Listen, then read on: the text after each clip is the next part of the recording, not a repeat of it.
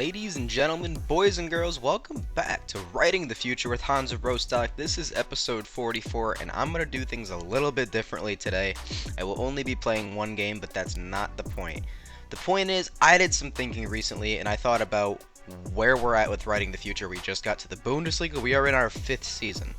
You could be watching this series for the very first time right now, and if you are, subscribe so you can see more of it, like the video because it's going to be good, but regardless, I need to explain how we've gotten here. I need to explain what the point of Writing the Future is. I don't feel like I've done that in a long time, and I don't feel like there's a lot of people that know what Writing the Future even is. I just call it that every episode, and I just move on with my day, so let me break it down for you.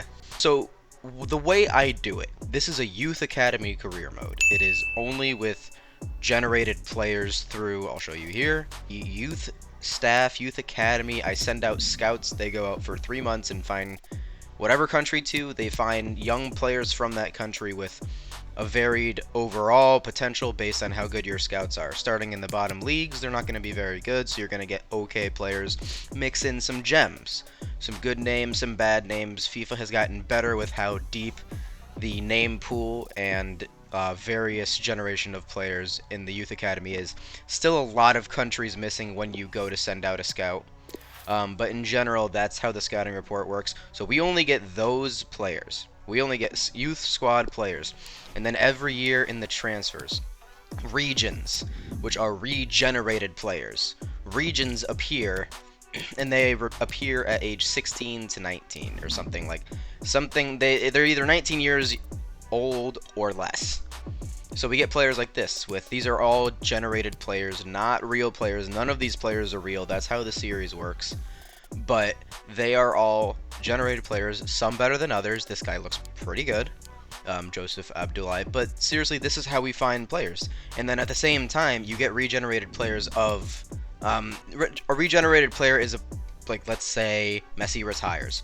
There's going to be a Messi regen that year. You can see who's retiring year by year.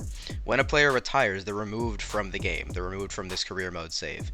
They are then regenerated as a young version of themselves with the good potential if they were a good player, whatever their max rating was in FIFA. Same position, same country, different look, different hair, different name. But generally the same player, just a young version, regenerated. That's how that works. We use those players too. So those are the only players that we use in this entire career mode. And let me explain to you why. Before I do, I actually want to take you behind the scenes.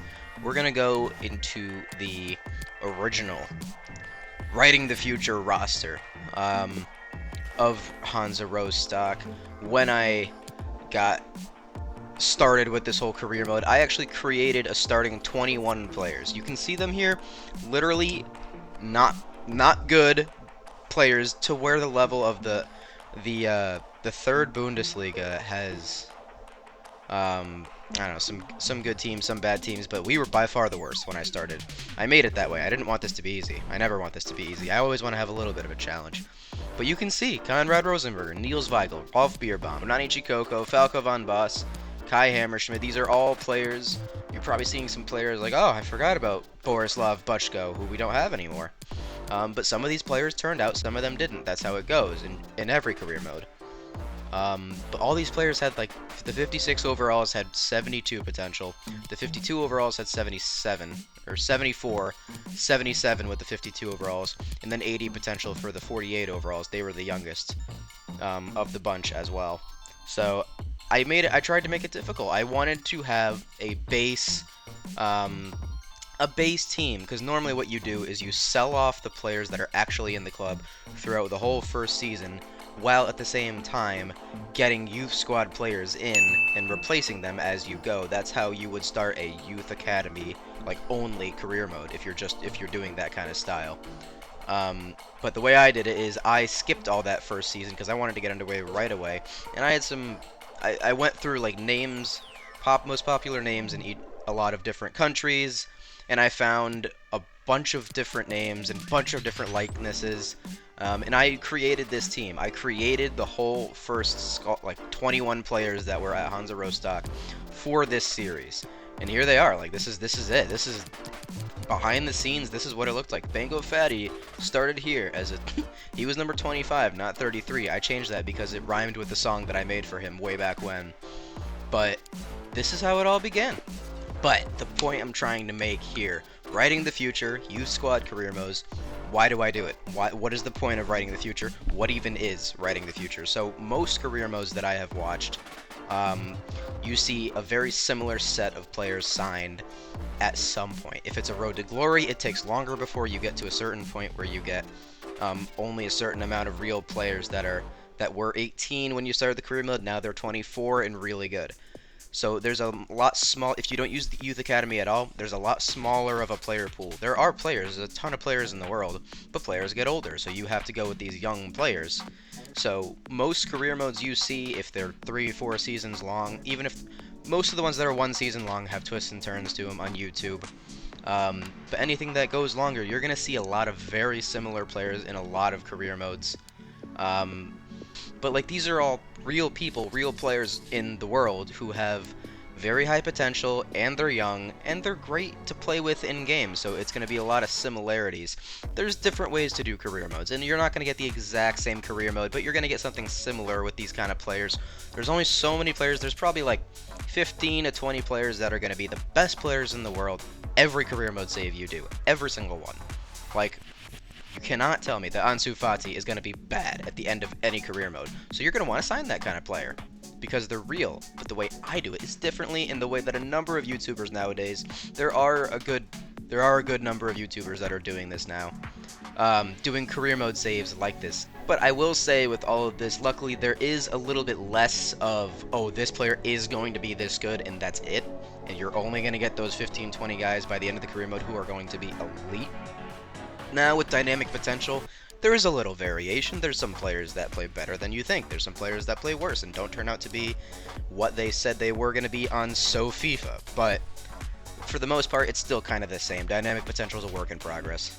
But for example, in that case, Lars Goop started as a 52 overall with 77 potential. He is now 74 overall, and I can tell you he has over 90 potential.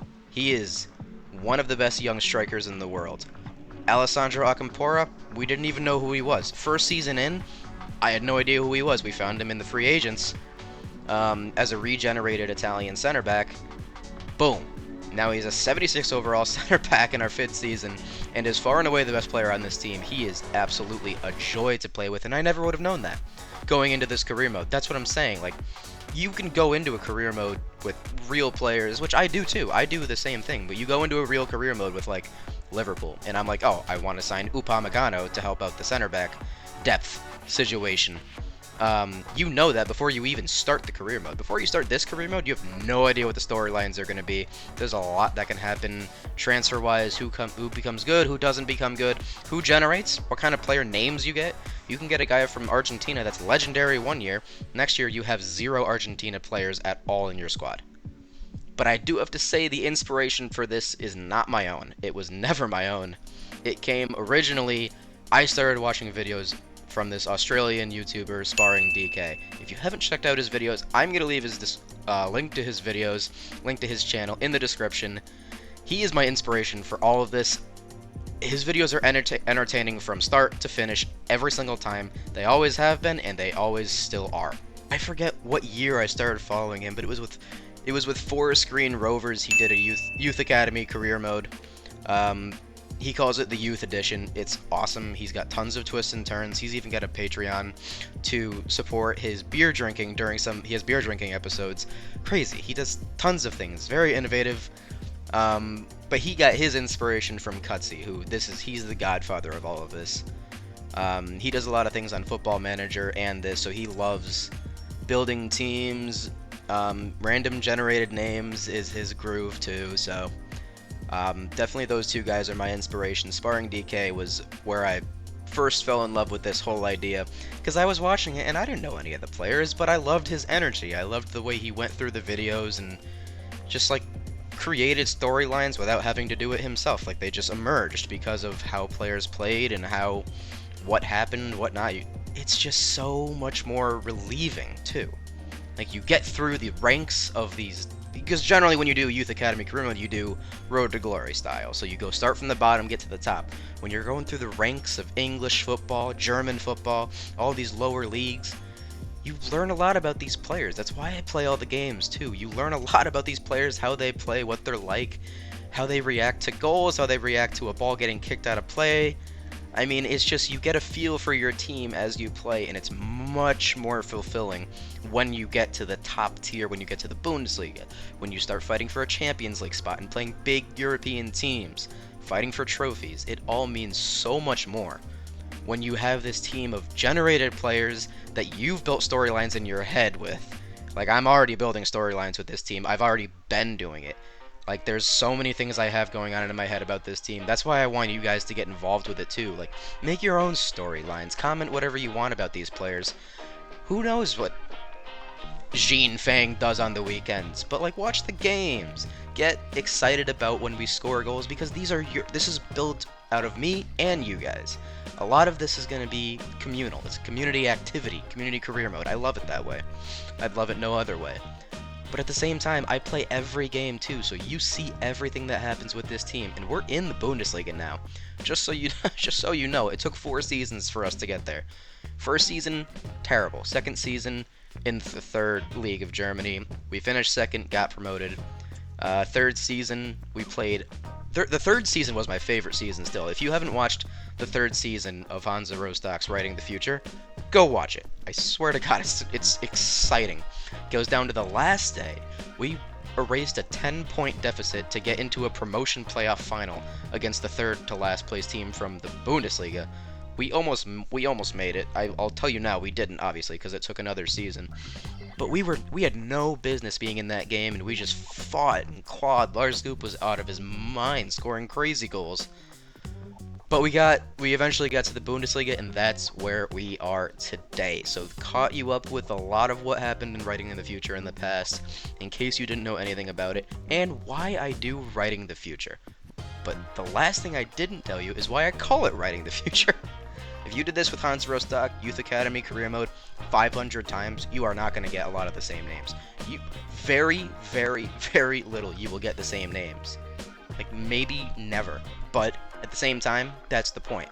That's why we do it. So that, right there, that is why I call it Writing the Future. Because we don't know what the future is going to look like. We just don't. So we write our own future as we're doing it. We write it all on the paper as we're doing it. Lars Goop, hat trick today. We have 3 more points towards getting this title. Like, you're living it as if you're living it in real life. It's day-to-day action. It's not something you can predict. You could predict how this team's going to do in the Bundesliga, but that's based on how you think they are overall, not based on, I know that player is going to be exactly this good this season. You just don't. But we're going to fight for the Bundesliga title one day. We're going to fight for that Champions League. We're going to win the DFB Pokal. We're going to beat Bayern Munich. This is all coming. So that's why we do it, though. We're here now. We're here amongst the greats. It took a while, so if you haven't caught up, take some time and do so. I suggest binge-watching Writing the Future. It's very binge-worthy. But after all this talking, let's play one game. I don't think we have time for more than that, but I definitely want to have some gameplay in this video. Writing the Future, Hansa Rostock. Let's go! Alright, so we are going to play this one game against Freiburg. We got pretty much the starting lineup out there. Ibrahim gets his first full start for Hansa Rostock. Kojo Fidobasile starts at CDM this game. Santi Gomes, red hot, starting at center back there. And we actually have Darshana Jayasuriya replacing Amdiashi coming off the bench this game.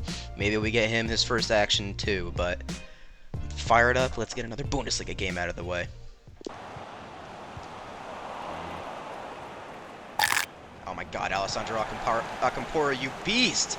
Onanichi Coco! 1-0! Alessandro Acampora flexing his muscles early, giving it to Lars Goop, who gives it to Onani Chikoko, that Malawian winger. Great finish. Fantastic finish. 1-0. Hans Wagner's really breaking. Good pass to Onani Chikoko down the wing. Chikoko has it. Cuts inside his man. He really does have the pace. Lars Goop, can he finish? Good block. Rosenberger to Bueno. Bueno. Back to Rosenberger. Ooh, just wide. Good move there. And there he is, Alessandro Acampora. Again. Oh, great pass. That is a fantastic pass. Kojo Fido Basile to Angel Bueno. 2-0. Great little run here from Angel Bueno to find some space, but Kojo Fido Basile does a great job to chip it up between the defenders. And a nice finish there from our number 13.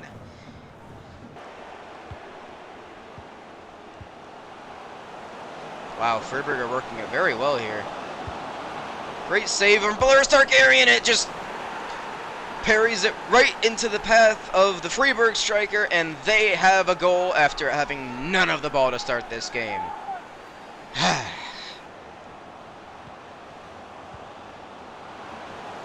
Oh, that's such good passing. Great save, Balearis Targaryen.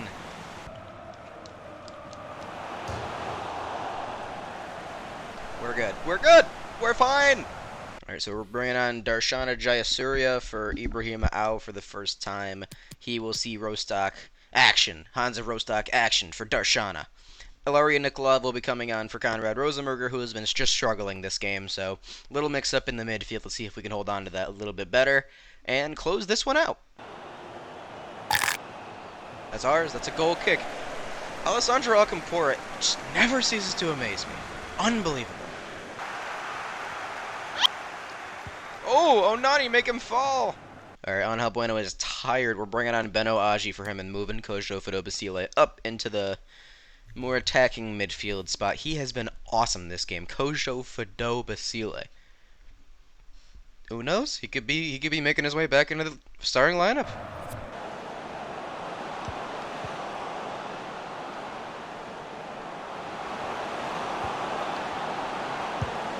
Oh, how did he finish that? Oh my god, I wasn't even like ready to be upset about a goal because I thought we had that covered. I thought Alessandro Acampora was in a good spot. Keeper could have saved it too. What just happened? Oh, it went under Alessandro Acampora. Oh my god. It went through his balls.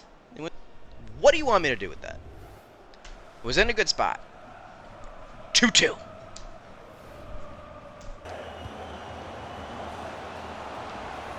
Oh, good passing here. How do you not complete that pass?